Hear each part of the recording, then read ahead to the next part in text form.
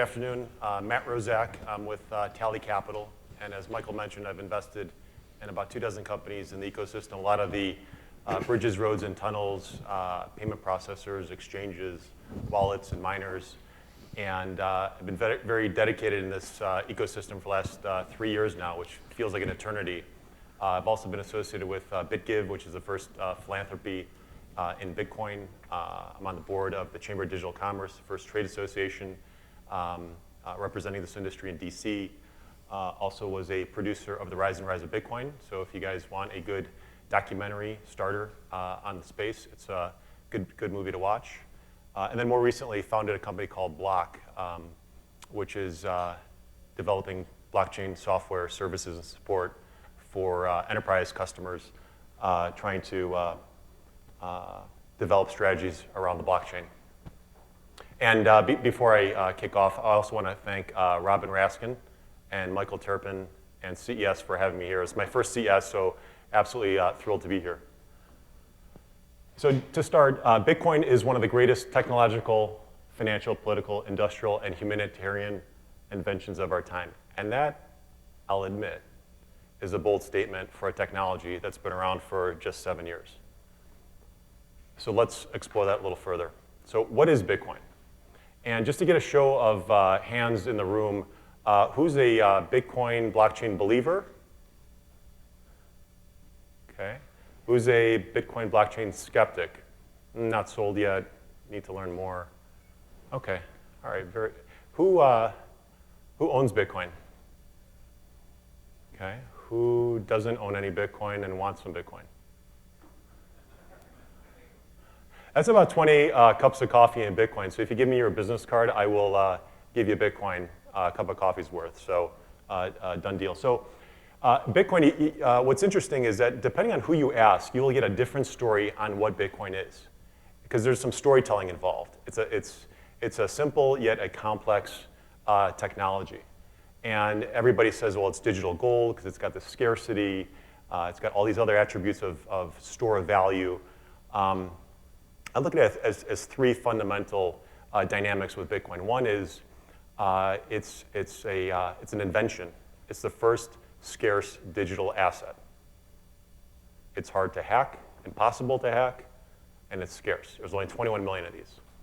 Two is, for the first time in civilization, we are able to convey, to transfer value in data without a third party.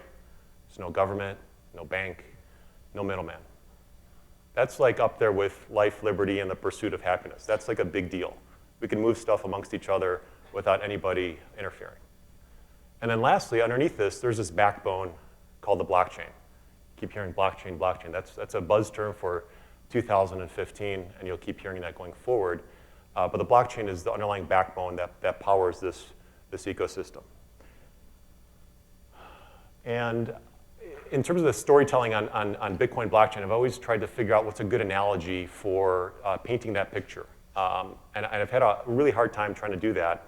And I wanted to use like a Hyperloop or a spaceship or something, and I'm using a railroad example, right? So the best way I could describe it is, think of the railroad as the blockchain protocol, the underlying backbone, and Bitcoins as each boxcar. Each boxcar, there's only 21 million of those running around. Each boxcar can be divided by 100 million. So you have 2.4 quadrillion units, Bitcoins, data packets, that run on this railroad. The conductor of this is consensus. So the whole network has to agree on the direction. You have this ledger, which is the train manifest, the train schedule that's unchangeable for all time. Core developers are kind of I would say the technicians or the mechanics on the railroad. The miners are, I would say, the underpinning, the railroad ties that confirm and process these transactions. And then underneath it, you see side chains. It's not just one discrete railroad. You're going to have other innovations around it. You're going to have connected chains, a constellation of chains over time that are going to build this new network.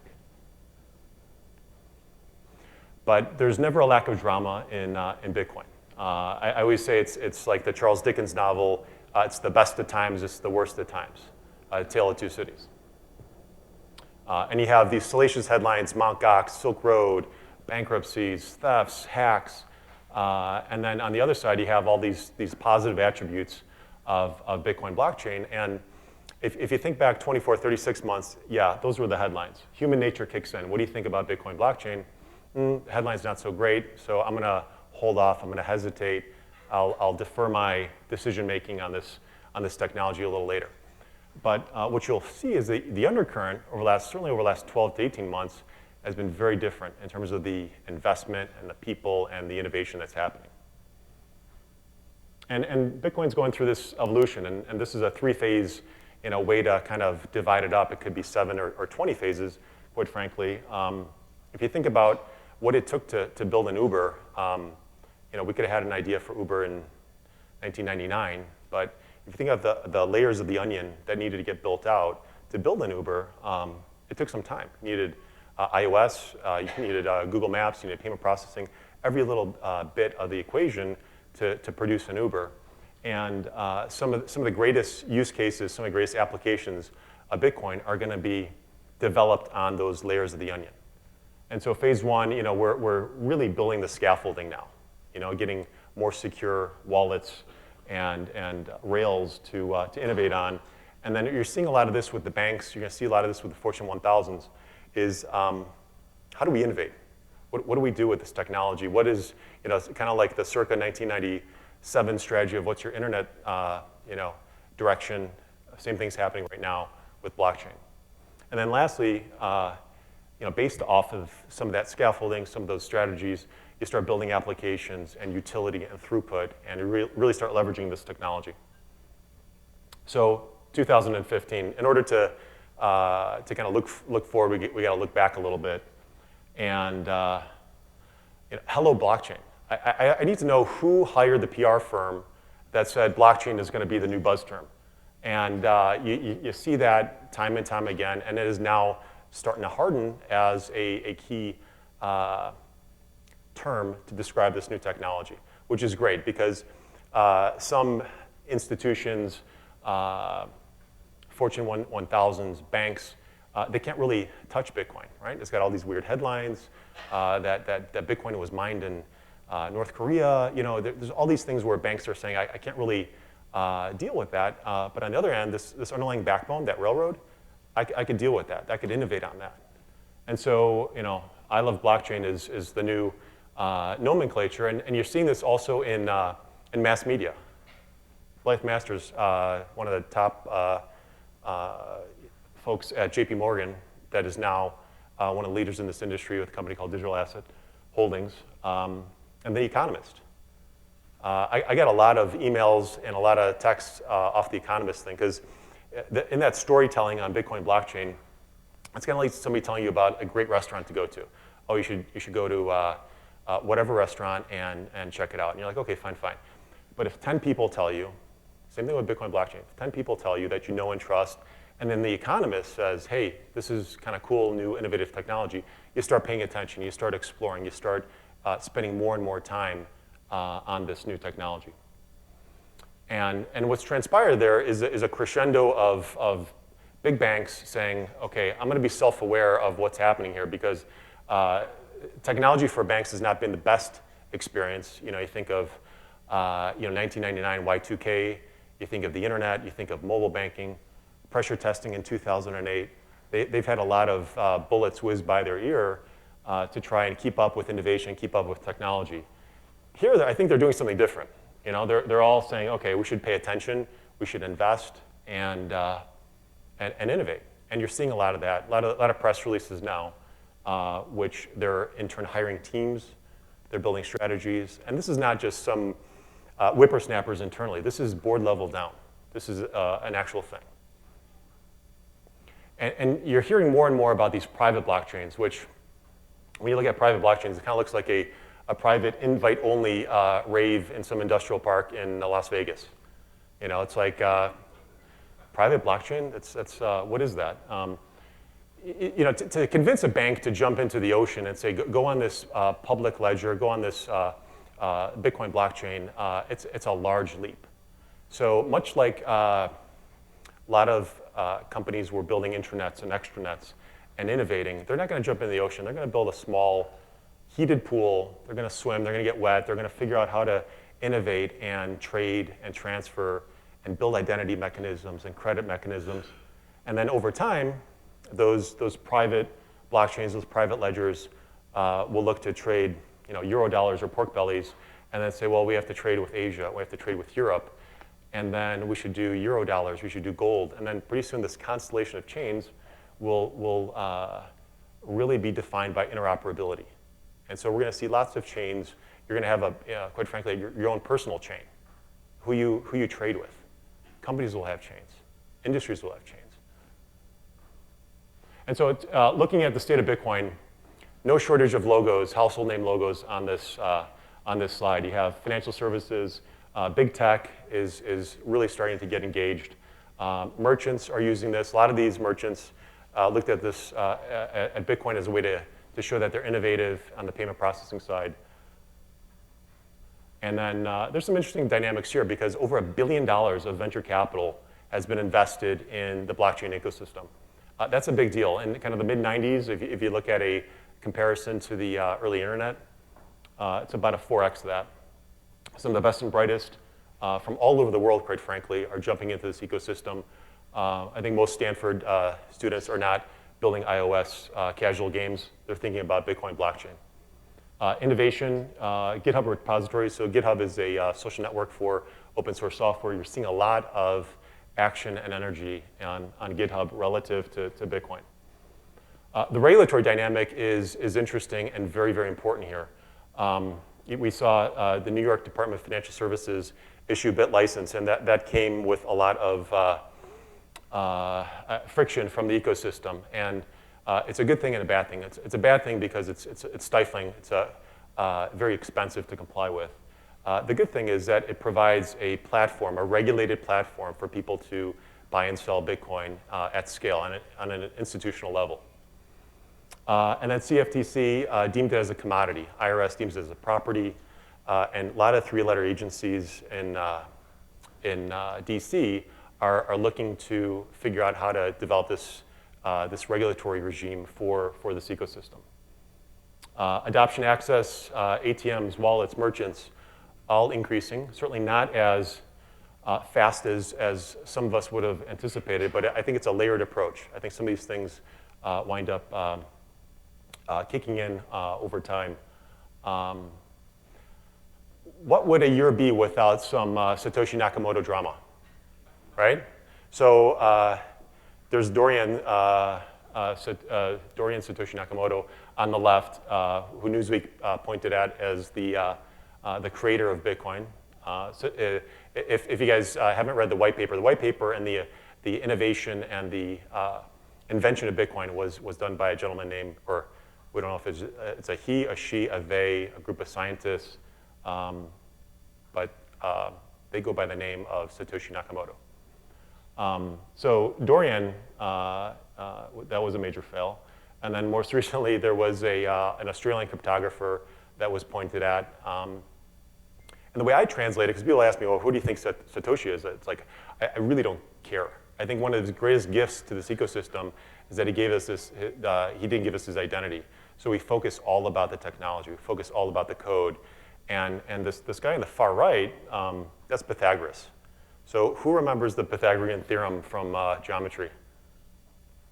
Okay, I want to admit that. So a squared plus b squared equals c squared, right? So with that equation, I would bet my life on that equation versus betting my life, quite frankly, on some middleman of a bank or a government or any other third party sitting in the middle.